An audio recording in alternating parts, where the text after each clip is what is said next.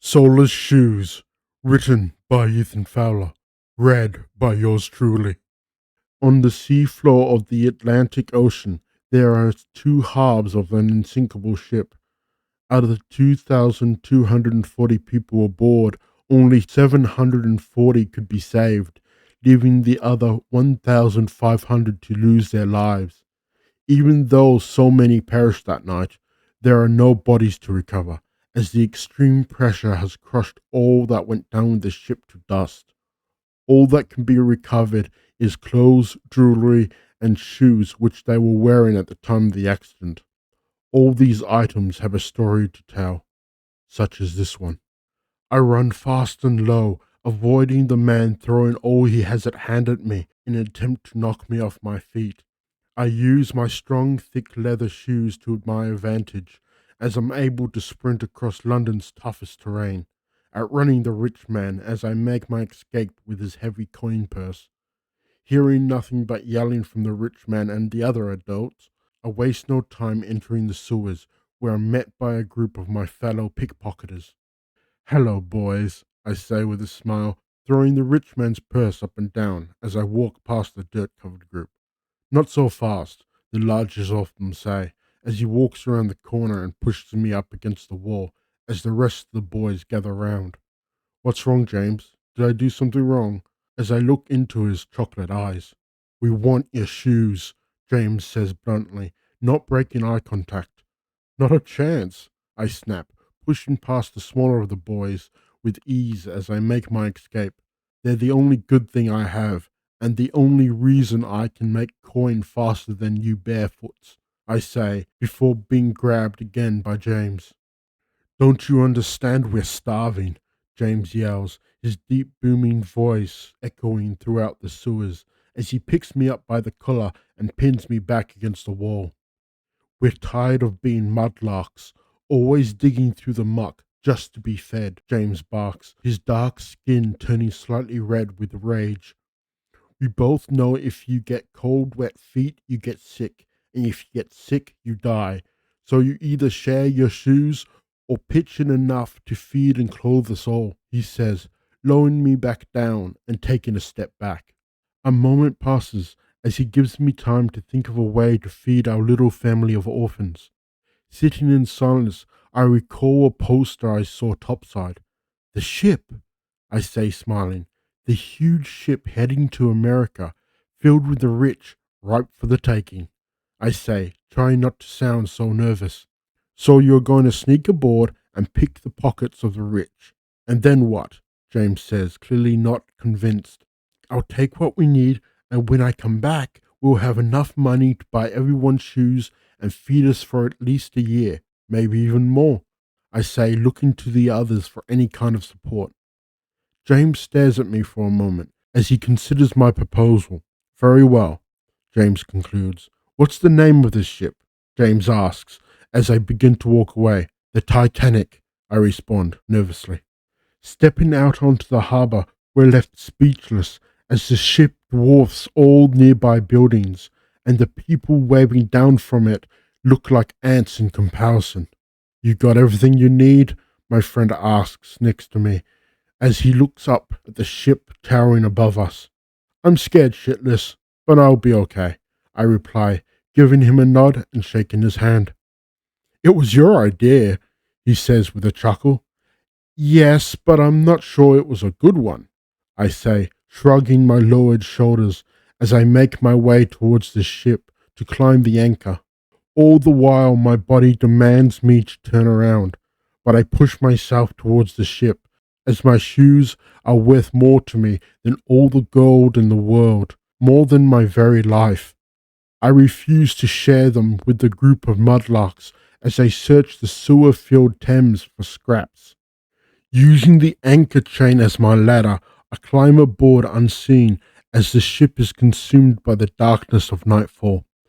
Being small and moving from shadow to shadow, no one sees me as I make my way below deck to the storage room where I could make myself comfortable among the cargo.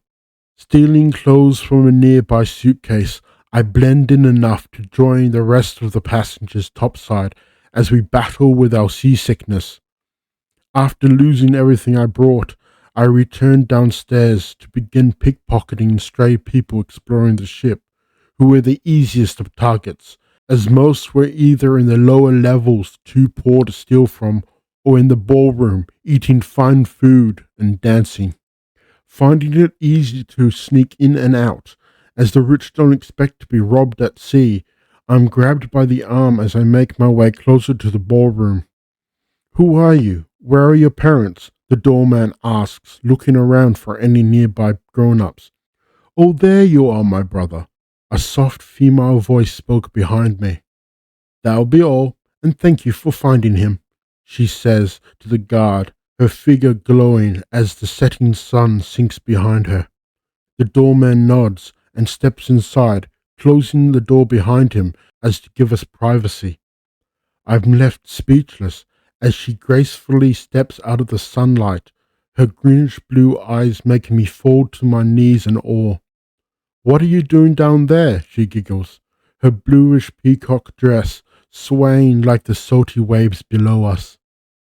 Walking over, she takes me by the hand and pulls me to my feet. My name is Sarah. And you are? She asks, her eyes sparkling like the stars that now shine above us. My name is Ethan. Why did you just save me? I say, feeling butterflies. Honestly, I'm not sure. Maybe because you're wearing my little brother's clothes, she says with a cute giggle, before gesturing with her hand to follow her as she begins to walk around the ship. Walking side by side, we listen to the sound of the waves roaring below us. Sarah stops and takes a seat overlooking the ocean and taps on the ground for me to join her, which I do nervously. I've never seen the stars until now, she confesses, looking up at the sky. I've seen them a few times, but I had to climb the roof of the orphanage above London's smog, I say, feeling out of my element as I've never been with a girl before. Have you ever seen something so beautiful? She asks with a warm smile. No, I haven't. At least not until today, I say, my hands shaking with nervousness. After walking Sarah back to her room, I returned downstairs to my bed, skipping dinner as my stomach was still filled with butterflies. Waking up early with a huge smile on my face, I find the nicest clothes Sarah's brother has to offer. Quickly, I run to our spot, passing opportunities to pickpocket as I make my way to the front of the ship. Rushing to our seat, I see I'm not the only one who got up early. Good morning, Ethan. I like your tie. Did you sleep well? Sarah asks, with her warm smile as my heart begins its beating frenzy. Not really, I confess, taking a seat next to her. Honestly, neither did I. But at least the sunrise is beautiful, she says, as the sun lights up the sky. Why are you still wearing those leather shoes? She asks, gesturing to my feet. I'm sure I packed my brother's dress shoes. These were my father's shoes. I was given them after he died, and they've saved me countless times. I don't go anywhere without them, I say, looking to my feet and tapping them together. The day was like a dream, talking as if we were long-lost friends, only now catching up. Chatting for hours, we get closer, and for the first time, I felt like I was home. It wasn't until the sun began to set, and we were once again gazing up at the stars. We decided to part ways, with the promise of meeting tomorrow. Returning Sarah back to her room, I made my way back downstairs to the storage room, stealing scraps of food on my way so I could have dinner before I sleep the night away. I awake to the thundering sound of rushing water, the echo deafening as I scrambled to the upper level. The only thing on my mind was Sarah. The water up to my knees, I push my way past the horde of screaming passengers to Sarah's room. I begin to beat on the door until finally it swings open, revealing Sarah in her nightgown. We need to go. The ship is going down. Quickly, put on these, I yell, taking off my shoes and throwing them at her feet. What? Why? She says, confused. It's Arctic water we'll be running through, and so your bare feet will be frozen by the time we get to the lifeboats. If you get cold feet, you get sick. And if you get sick, you'll die. And I'm not going to let that happen, I say, putting my shoes on her. As the icy water climbs, we run, my legs and feet turning blue as we battle the ocean that seems to be intent of leaving no survivors. The ship begins to snap in two as we reach the top of the stairs, and we begin to fight and push our way to the last lifeboat. Seeing that there's only one spot left, I turn and with the last of my strength throw my beloved into the last opening. Where are you going? We need to get out of here, Sarah yells, grabbing my hand and pulling me towards the lifeboat as I try to step away to allow it to lower down. There's no room, and I'll be too heavy for the lifeboat, so this is goodbye, Sarah, I say, accepting my fate. No, you can't, she yells, trying to pull me into the lifeboat as tears begin to fall from her eyes. Slipping out of her grasp, I lean in, inches away from her ear. Promise me, if I survive the icy water, that you'll marry me, I whisper before stealing a kiss and taking a step back. Sarah's eyes widen and she pauses for a moment until finally smiling widely and giving a joyful nod. My heart filled with love, I nod to the sailor manning the controls, who returns it and begins to lower the lifeboat down to the sea below. Walking away from the screaming families, still begging to be let on to the lifeboat, I return to our seat that we shared the night before. I look to the stars and dream of just one more day with her.